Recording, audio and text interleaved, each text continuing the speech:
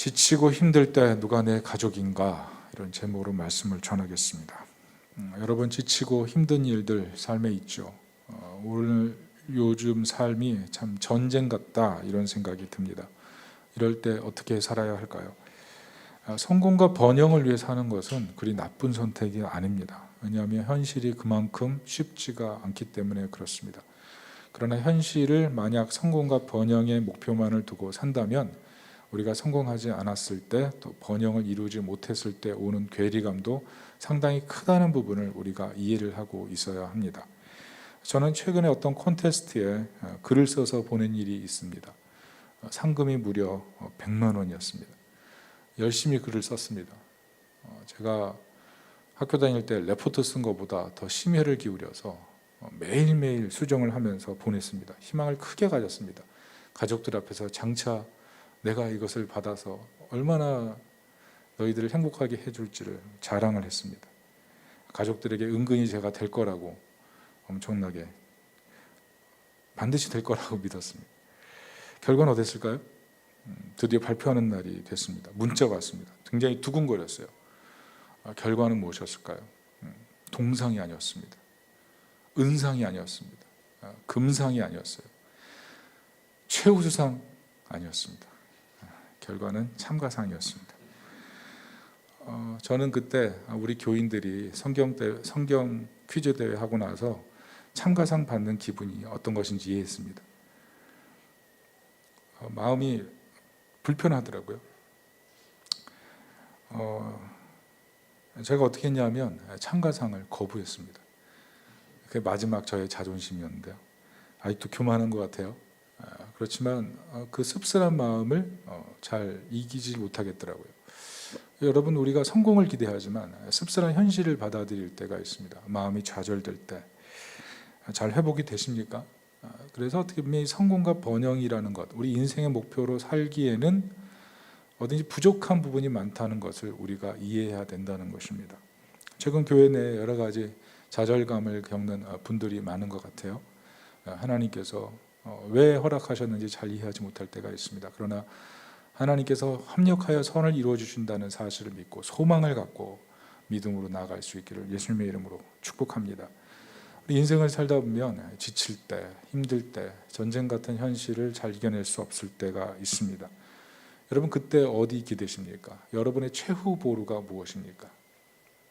대부분의 우리 삶을 살아가면서 적어도 최후의 보루, 때로는 최선의 보루가 가정인 분들이 많습니다.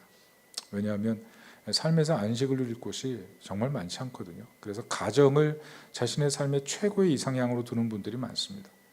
곳에 가면 노래가 있고 행복한 눈동자가 있고 때로는 존경과 그윽한 위로가 있고 조촐한 식탁이지만 왕이 부럽지 않은 곳, 그곳이 가정 아니겠습니까? 그래서 많은 사람들이 가정을 희망으로 꿈꿉니다. 저는 우리 교회 모든 성도들이 이런 가정의 축복을 누릴 수 있기를 축복합니다. 문제는 현대사회 많은 가정들이 위기 상황에 빠져 있다는 것이죠. 여러분 다 알 겁니다. 얼마나 결혼하고 나서 이혼 위기를 많이 겪는지, 그리고 폭력과 학대가 있고 또 부채와 실직으로 인해서 스트레스를 받고 있는지 여러분 잘 아실 겁니다. 많은 사람들이 상처를 받고 자라죠. 제가 이번에 여러 강의를 들어봤는데 어린 시절부터 돌봄을 받지 못한 그런 자녀들, 정서적 학대를 받은 자녀들이 나중에 왜곡된 성의식, 왜곡된 삶의 의지, 왜곡된 삶의 방향을 가지고 큰 사고를 일으키는 것들을 제가 듣게 됐습니다.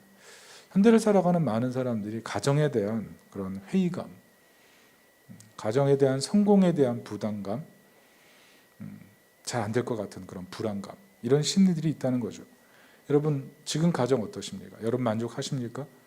여러분의 삶의 진정한 평안을 가정에서 찾고 계십니까? 혹시 내 가정은 시치프스의 형벌처럼 산에 큰 돌을 올려놨더니 다시 떨어지고 다시 올려놨더니 또 떨어지는 것 같은 그런 불행의 굴레로 생각하지는 않으십니까? 어디 그냥 훅 떠나버리고 싶은 그런 상태가 지금 마음에 있지는 않습니까?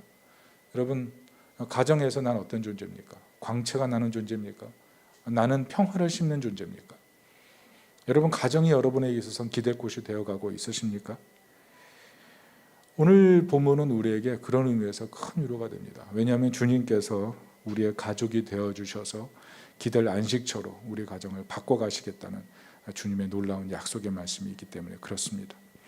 오늘 본문의 의미를 한번 살펴봤으면 좋겠는데요.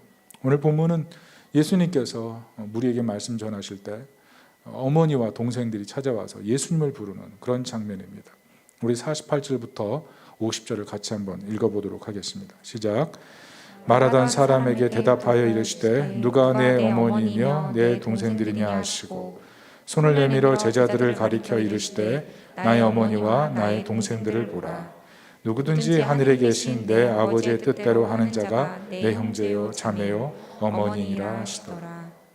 복음서를 읽어보면 우리가 공통적으로 발견하게 되는 건 예수님의 그 부친이 계시지 않는다는 거죠. 고대 근동에서 수명이 길었던 그런 남자들은 그렇게 많지 않습니다. 그래서 손자가 있으면 그 할아버지 얼굴을 모르는 경우가 태반이고 자녀가 장성했을 때 부모가 없는 경우가 태반이었습니다.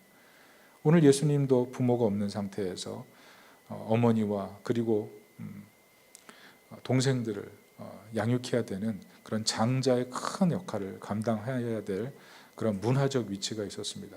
그럼에도 불구하고 하나님 나라 운동하셨기 때문에 오늘 가족들이 예수님을 찾아온 것입니다. 이때 예수님의 말씀이 무엇입니까? 진정한 가족이 무엇인가에 대한 얘기를 하셨습니다. 이것은 어떻게 보면 우리에게 진정한 가족은 어떻게 구성될 수 있는가에 대한 정직한 해답을 준다고 생각합니다. 세 가지를 살펴보면 첫째는 가정은 하나님 나라를 사모하는 곳이 될 때 진정한 가족으로 존재할 수 있다는 것입니다.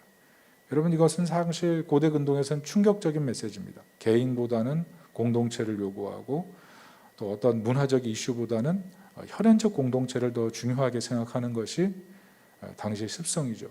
이스라엘은 물론 종교적 공동체이기 때문에 하나님 중심으로 꾸며지지만 하나님과의 관계 속에 가정 관계를 중심으로 둔다는 것은 사실 그렇게 마음에 와닿는 얘기는 아니었다는 거죠.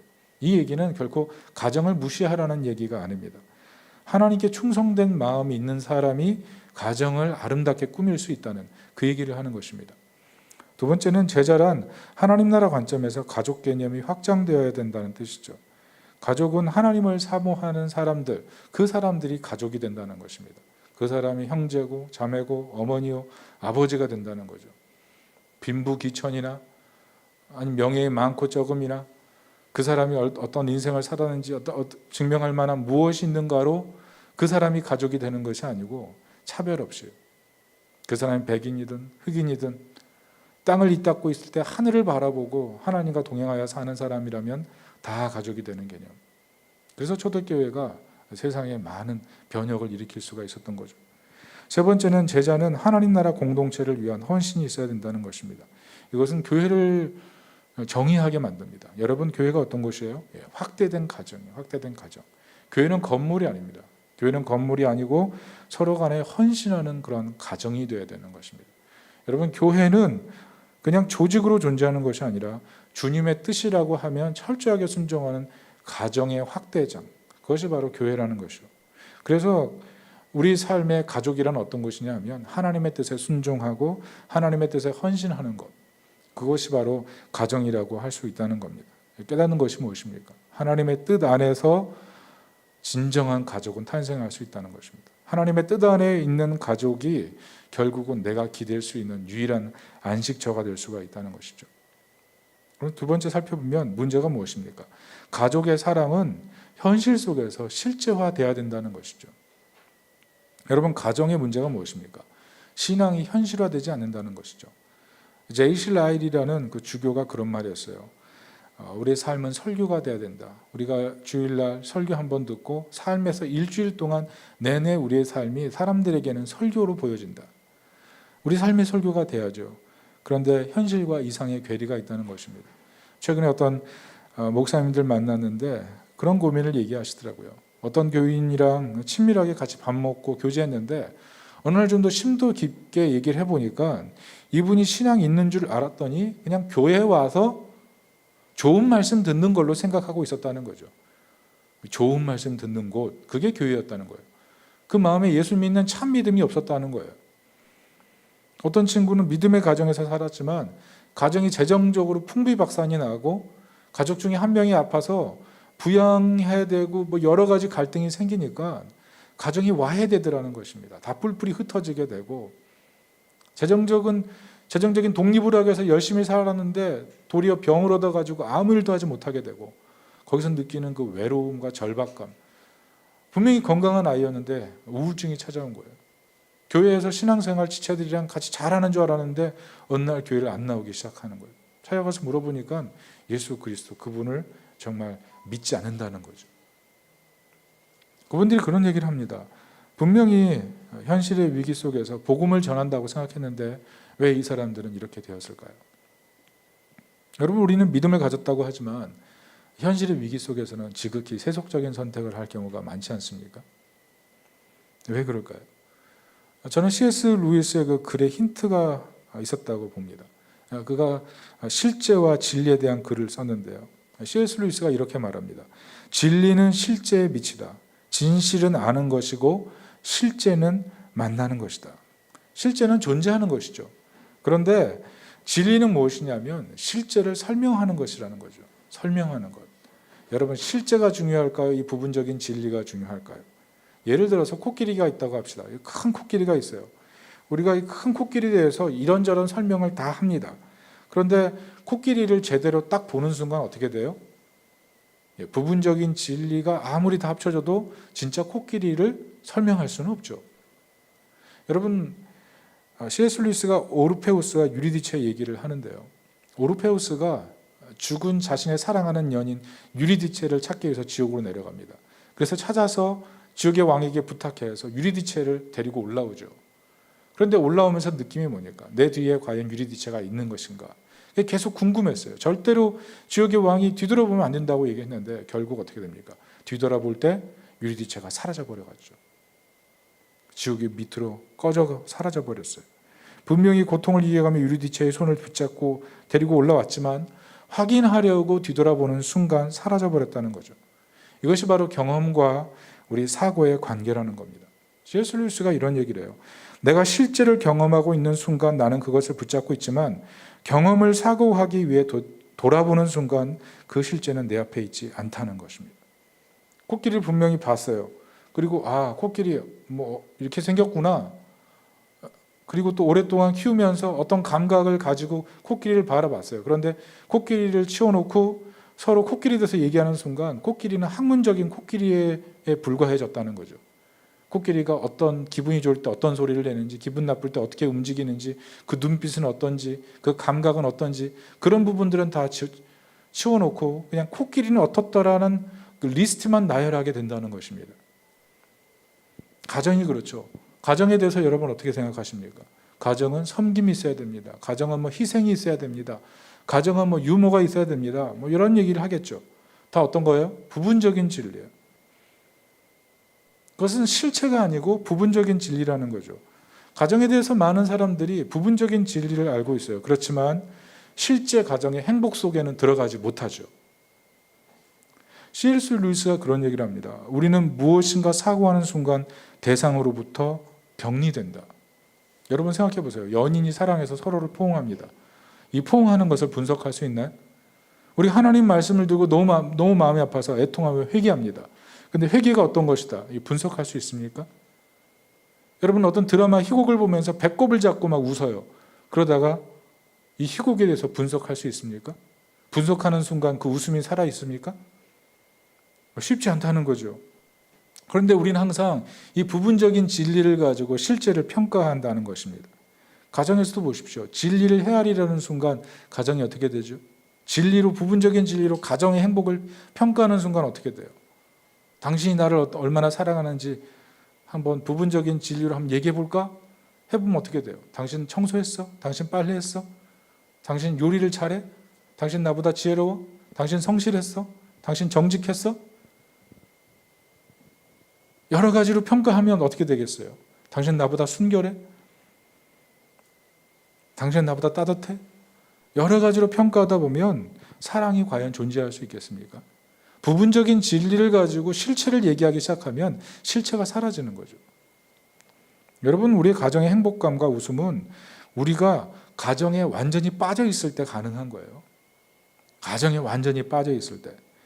사랑이 그렇지 않습니까? 사랑에 완전히 빠져 있을 때는 그 사랑을 평가조차 하지 못하죠. 그런데 사랑이라고 완성했다고 생각하는 순간 뒤로 빠져서 분석하기 시작하면 그때부터 사랑에 대해서 평가하고 사랑 그 자체를 갖다가 아주 사랑과 멀어져 버리는 그런 현실들이 생기지 않습니까? 우리는 자꾸 한 가지 한 가지 따져요. 그러면서 실체와 멀어진다는 것입니다. 문제가 뭐예요? 진리의 부분을 알아요. 그러나 그것을 가지고 자기 전체화를 시키는 거죠. 자기가 아는 조그만 부분을 가지고 전체화시키는 것. 그런 일들이 우리 안에 굉장히 많은 거예요. 결국 실체가 사라지죠. 오늘날 위기 가정이 많은 이유가 바로 여기 있습니다. 가정에 대한 진리의 부분을 알아요. 그러나 그 부분을 가지고 왜 우리 가정에는 이게 없어라고 얘기하기 시작하는 거죠. 결국 갈등이 일어나고 마음속에 그런 마음이 생기는 거예요. 갈라서자. 얘기하지 않지만 점점 그런 마음이 굳어지는 거죠. 실체는 사라지고 진리의 부분만 남은 한 그 문제인 거예요. 여러분 어떻습니까? 여러분들의 가정은 어떻습니까? 여러분의 가정은 평안하십니까? 여러분의 가정은 사랑으로 연결어 있습니까? 서로를 존경하십니까? 광채가 있습니까? 평화가 있습니까? 내가 들어가는 곳에 그곳에 기쁨이 가득합니까? 여러분 우리의 문제는 진리의 부분을 알지만 사랑의 실체 속에 살지 못한다는 거예요. 가정이 어떤 곳인지는 알지만 가정을 행복하게 살아갈 능력이 없다는 거죠. 이대로 놔두면 우리 가정이 어떻게 될지에 대해서 아무도 사실 장담할 수가 없는 것입니다. 그래서 가정을 정말 행복하게 만들 수 있는 구원자, 해결자가 필요한 것입니다. 그분이 누구십니까? 그분이 바로 예수 그리스도라는 것입니다. 여러분 복음이 무엇입니까? 우리 세 번째로 살펴볼 것은 복음은 그리스도의 은혜가 가정에 실제화되었다는 것입니다. 우리는 가정에 사랑을 실제화할 능력이 없어요. 그러나 예수 그리스도를 통해서 가정에 사랑이 실제화될 수 있다는 것입니다. 저는 이 복음 안에서 먼저 삶으로 실제화해서 살았던 사람들의 얘기를 해보기를 원합니다. 알란 클레이더가 쓴 초대교회의 길을 묻다라는 책이 있어요. 그 책에 보면 초대교회 성도들의 특징이 뭐냐면 거주민 나그네라는 거예요. 이 땅에 있다고 살아요. 그러나 하늘의 법으로 살아간다는 거죠. 굉장히 독특했다는 겁니다. 문화 속에 살아가요. 그러나 문화와 다른 가치를 가지고 살아가더라는 거죠. 그들은 이웃을 향해 뜨거운 사랑으로 배려하고 돌보더라는 거죠. 버린 아기가 없는지 쓰레기 더미를 찾아보면서 그 아이를 데려서 양육해서 건강하게 키워내는 독특한 사람들. 왜 그랬을까? 그 사람들이 그리스도를 삶의 주인으로 모시고 그리스도를 자신의 가족으로 받아들였기 때문에 그렇습니다. 그리스도의 뜻에 따라서 인생을 살기로 작정한 하나님의 가족이 됐기 때문에 그런 놀라운 새로운 질서 속에 살기 시작했다는 거죠. 누가 강요하지 않습니다. 전도하라고, 선교하라고. 그런데 그들은 자신의 안에서 하나님께서 하신 일로 인해 자기에게 나타난 변화를 사람들 만나서 골목 어귀에서 건물 그림자 밑에서 그리스도의 사랑을 전하고 하나님의 사랑을 전하는 사람이 됐다는 거죠. 이렇게 사람들이 평가했습니다. 그들은 서로 알아가기도 전에 사랑에 빠지는 사람들이다. 분명히 서로 몰라요. 그런데 예수 그리스도를 사랑하고 예수 그리스도의 가족이 되었다는 것 때문에 서로 사랑하고 아낌없이 베풀고 용납한다는 거죠. 그렇게 사랑이 많지만 침대를 더럽히지 않고 그렇게 사랑하지만 엄격한 사랑의 질서 속에 서로를 배려하고 높여주는 것. 박해 속에도 사랑하는 것. 여러분 특별히 이들이 잘했던 것이 뭐냐면 거룩한 입맞춤입니다. 거룩한 입맞춤이 뭐냐면 그것은 사회 질서 안에서 같은 계층일 때 용납되는 행위예요. 가족 안에서 용납되는 행위예요. 그런데 로마 원형 경기장에서 그리스도인들이 검투사의 창에 찔려 죽어가기 전에 했던 일들이 뭐냐면 서로 사랑의 입맞춤을 하는 겁니다. 귀족과 노예와 상인과 평민이 서로 가릴 것 없이 그리스도 안에서 한 가족됨을 모든 로마 사람들이 지켜보는 그 앞에서 서로 가족임을 확인하는 그 시간. 사람들이 피 흘리며 죽어가는데 그것을 보면서 굉장한 문화적 충격을 받는 거예요. 어떻게 저 사람들은 저렇게 사랑할 수 있는가? 저 사람들은 어떻게 저렇게 가족이 될 수 있는가? 매력적이었던 거죠. 여러분 무엇 때문입니까? 바로 예수 그리스도를 가족으로 모셨기 때문에 그래요. 예수 그리스도의 뜻을 따라서 하나님의 가족으로 살려고 하는 그 삶의 모습이 삶의 실체화가 됐다는 것입니다. 여러분, 가족이 된다는 것이 무엇입니까? 예수님의 가족이 됐다는 것은 하늘과 땅이 잇닿았다는 거예요. 예수님께서 이 땅에 오셔서 우리를 위해 죽으심으로 하나님과 우리 사이의 장벽이 제거되기 때문에 하늘의 질서로 우리가 이 땅을 살아가게 된 것입니다. 그래서 우리는 예수 그리스도를 우리 삶에서 실제로 맛보는 그런 신앙생활을, 그런 삶을 살게 됐다는 것이죠. 여러분, C.S. 루이스는 이런 얘기를 합니다. 예수 그리스도를 통해서 우리는 사랑과 순종과 놀람과 희열을 갖게 됐다, 이런 얘기를 해요. 많은 사람들이 예수 그리스도를 볼 때 학자, 도덕가, 철학자가 되기 위해서 관찰한다는 것입니다. 예수 그리스도를 믿고 도덕적인 생활을 하고 예수 그리스도를 보고 인생을 어떻게 살아야 될지를 생각하고 예수 그리스도를 바라보면서 그가 가진 어떤 신학적 의미가 무엇인가, 이것을 연구한다는 거예요. 그런데 C.S. 루이스가 무슨 얘기를 하냐면, 예수 그리스도를 만날 때 그 사람은 무지한 자가 돼야 되고, 그 사람은 어린아이가 돼야 되고, 그 사람은 신이 돼야 된다는 거예요. 여러분, 무지한 자의 뜻이 무엇입니까? 하나님의 뜻 앞에서는 때로는 전폭적인 순종을 하는 무지한 자, 하나님의 뜻 앞에서는 인생을 순결하여 다 드리고 그분을 유일한 기쁨으로 아는 그런 어린아이, 하나님의 뜻을 발견하고 나서는 인생을 놀람과 희열로 살아가는 시인, 그런 사람으로 인생이 바뀌어야 된다는 거죠. 예수 그리스도를 삶에 모시고 실체로 기뻐하고 즐거워하며 사랑하며 그것을 오감으로 느끼며 살아가는 상태, 그것이 바로 가족이 된 모습이라는 거죠.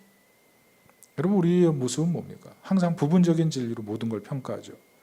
얼마나 재정이 있는지, 얼마나 건강한지, 얼마나 사업이 잘 되고 있는지, 얼마나 잘 섬기고 있는지, 이것을 가지고 우리는 가정을 다 평가합니다.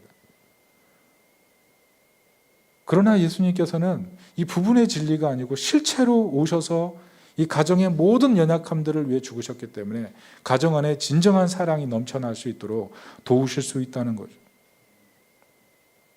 여러분, 물론 예수님을 믿고 실체화하면서 신앙생활을 한다고 해서 우리 삶이 고통이 없다, 이렇게 말할 수는 없습니다. 종교개혁을 이루었던 어떤 한 사람의 글을 제가 읽어드리겠습니다.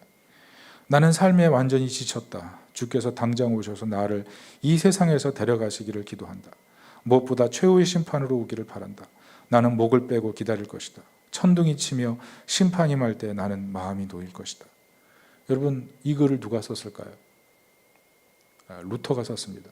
종교개혁을 일으켰던 루터, 매일매일 살해 위협을 당하고 죽음 앞에 서었기 때문에 언제든지 죽고 싶은 마음이 있었던 마음, 그게 바로 루터의 마음이었습니다.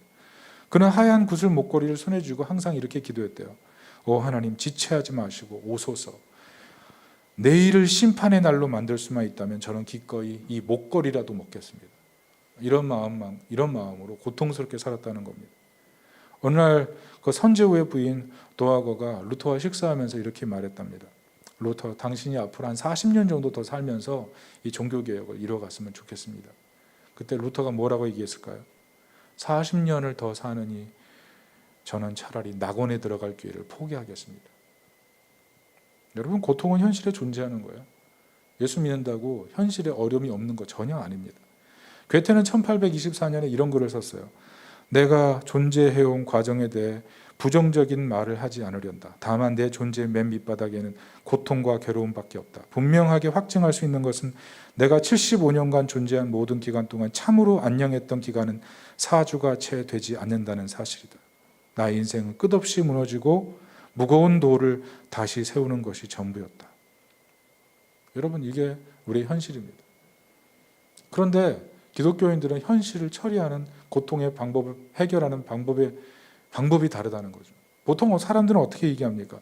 사실을 무시해라. 다른 것을 향해 나아가라. 마음을 비워라. 집착을 비워라. 한계를 뛰어넘어라. 이렇게 우리에게 가르칩니다. 그러나 정말 그게 해결이 되나요? 제가 최근에 인도 영화 탈라시라는 것을 잠깐 요약한 그 내용을 유튜브로 봤습니다. 이 내용은 아들을 잃어버린 가정 얘기예요. 가족이 해변에 놀러 가서 엄마 아빠는 해변 모래사장에 누워서 잠들고 있는 동안 아들은 모터보트를 타고 나가다가 모터보트가 전복돼서 사망해 버렸어요. 아버지가 그때 자기가 일어나서 아들과 같이 있었다면 이런 일이 없었을 텐데 라는 엄청난 죄책감에 시달립니다. 그리고 아내와의 관계도 너무 멀어져 버려요. 관계가 멀어져서 회복이 안 되는 상태. 그 상태로 긴 세월을 보내고 있는 거죠. 이 가정이 어떻게 회복이 될 것인가. 여러분, 이 고통의 문제가 쉽지 않습니다. 그냥 없던 것처럼 생각하고 그냥 다른 것을 향해 살아가고 그런다고 문제가 해결되는 게 아니라는 거죠. 이 영화는 어떻게 해결합니까? 죽은 아들의 뜻을 발견해요. 엄마 아빠가 나 때문에 불행해지지 않기를 원하고 더 행복하기를 원해. 그 글 하나, 편지 하나 남긴 것. 그 편지도 그 아들이 쓴 게 아니라 영매를 통해서 그 글이 쓰여진 거예요. 그런데 그것을 보면서 그 아들이 실제로 원한다는 사실을 깨닫고 그것을 실제화해서 다시 한번 가정의 회복의 수순을 밟는 것. 그게 그 영화의 내용이었어요. 저는 그 영화를 보면서 복음 조각을 작게 발견했습니다. 여러분, 우리가 작은 자연 영적인 현상을 보면서 우리가 놀라고 때로 그것 때문에 삶에 큰 임팩트를 받기도 합니다. 그러나 정말 우리 삶에 진정으로 세상을 창조하시고 우리 유일한 구원자께서 우리 인생에 침입하셔서 우리와 함께 하셔서 인생을 개척해 나가시고 아름답게 만든다는 사실을 믿는다면 우리 인생이 얼마나 달라지겠습니까? 여러분, 괴테가 그런 말을 했어요. 하늘엔 별이 있다. 흐린 날 구름을 보지 말고 맑은 날 별을 보라. 거기 영롱한 빛나는 별들이 당신에게 이야기할 것이다. 땅에는 꽃이 있다. 그저 눈만 들면 볼 수 있는 꽃들이 지천에 있다. 땅 구석 어딘가에 처박힌 쓰레기를 보지 말고 꽃을 보라. 아름다운 향기와 활짝 웃는 웃음이 있다. 여러분, 방금 전에 제가 뭐라 그랬어요?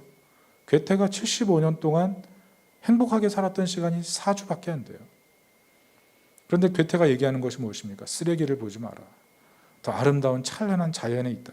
태양 광채를 통해서 비춰지는 사물의 그 아름다움을 보면서 행복하게 살아라. 무슨 말입니까? 고통 속에서도 행복하게 살아가는 영적인 발견. 그리스도를 우리의 삶의 실체로 모시고 살아갈 때 우리는 고통 속에서도 하나님의 광채를 발견하고 소망 가운데 기쁨으로 살아가게 된다는 것입니다. 결코 쓰레기 더미에서 쓰레기를 발견하면서 살아가는 삶이 아니라 무너지는 돌 같은 인생 속에서도 다시 한번 일어서고 쓰레기 더미를 바라보는 것이 아니라 찬란한 하나님의 영광의 광채를 바라보며 기쁨으로 살아갈 수가 있다는 거죠. 여러분, 우리 가정이 언제 회복될 수 있습니까? 부분의 진리들이 조합돼 가지고 그 부분의 진리들이 다 채워지면 정말 행복해질 수 있는 겁니까? 가정을 세우는 진정한 방법은 사랑의 실체이신 예수 그리스도를 우리 가족의 주인으로 모시는 것밖에 없습니다. 그분을 우리 가정의 호주로 모시고 그분을 우리 삶의 실체자로 모시고 같이 동행하려고 할 때 우린 가정에 가서도 조심하게 되고 우리 삶의 모든 부분에서 겸손하게 주님의 뜻을 이루어드리고 주님의 뜻을 듣는 사람으로 바뀌게 되는 것입니다. 에베소서 2장 20절부터 22절을 우리 같이 한번 읽어보겠습니다. 시작. 너희는 사도들과 선지자들의 터 위에 세우심을 입은 자라. 그리스도 예수께서 친히 모퉁이 돌이 되셨느니라. 그의 안에서 건물마다 서로 연결하여 주 안에서 성전이 되어가고 너희도 성령 안에서 하나님이 거하실 처소가 되기 위하여 그리스도 예수 안에서 함께 지어져 가느니라. 여러분, 주님께서는 교회 조성자로 오셨어요. 모퉁이 돌이 되셔서 교회를 아름답게 세워가고 계십니다.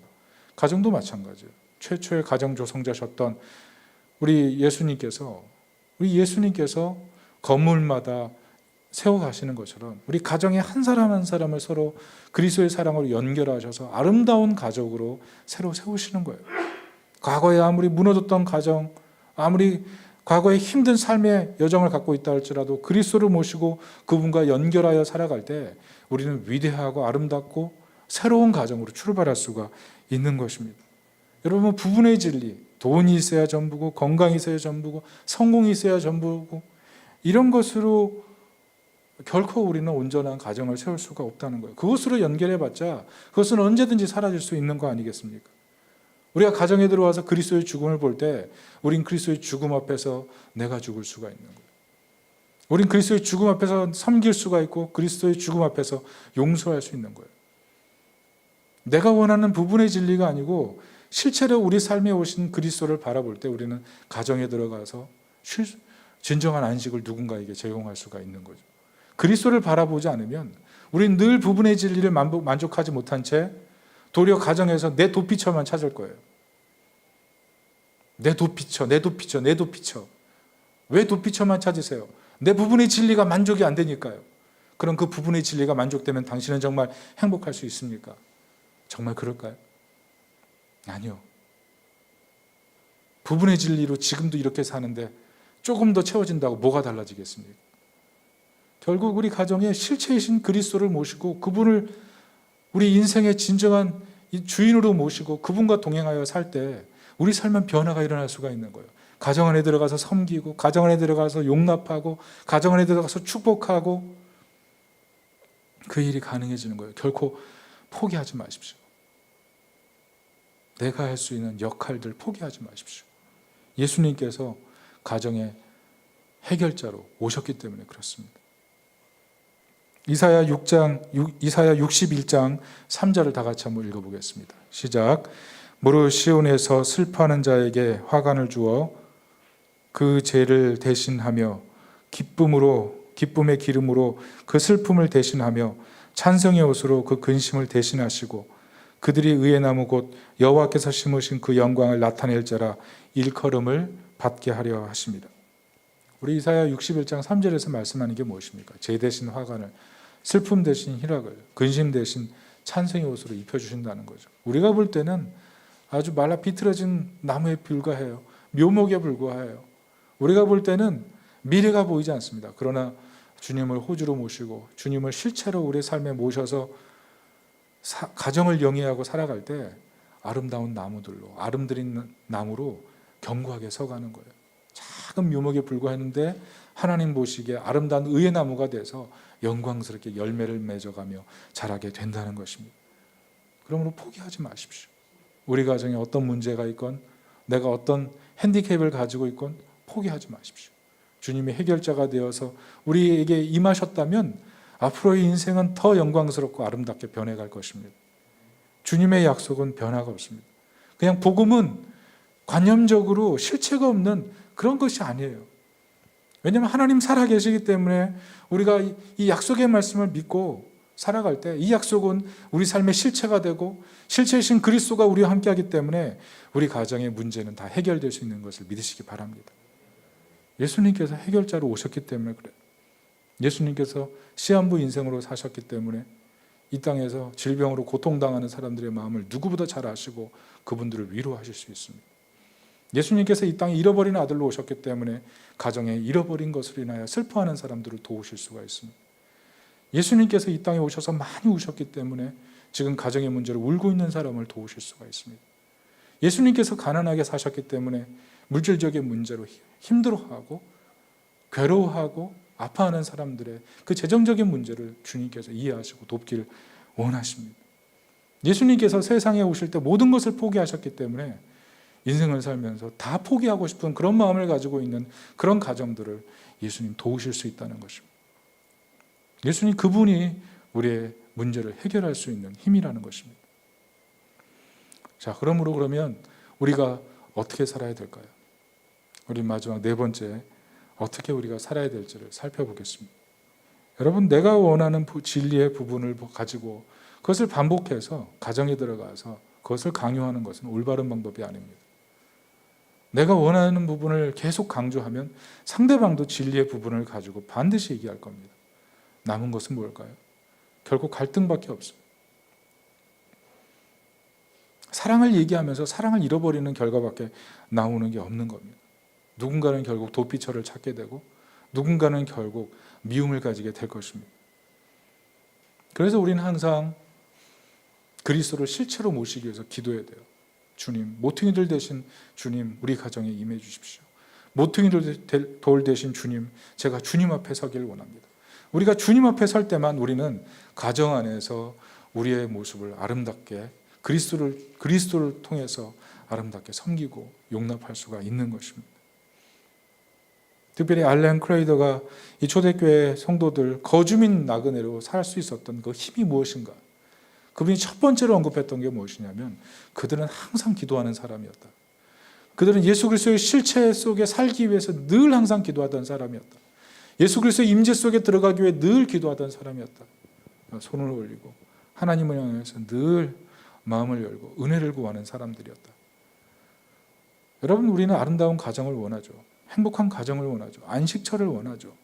얼마나 기도하십니까?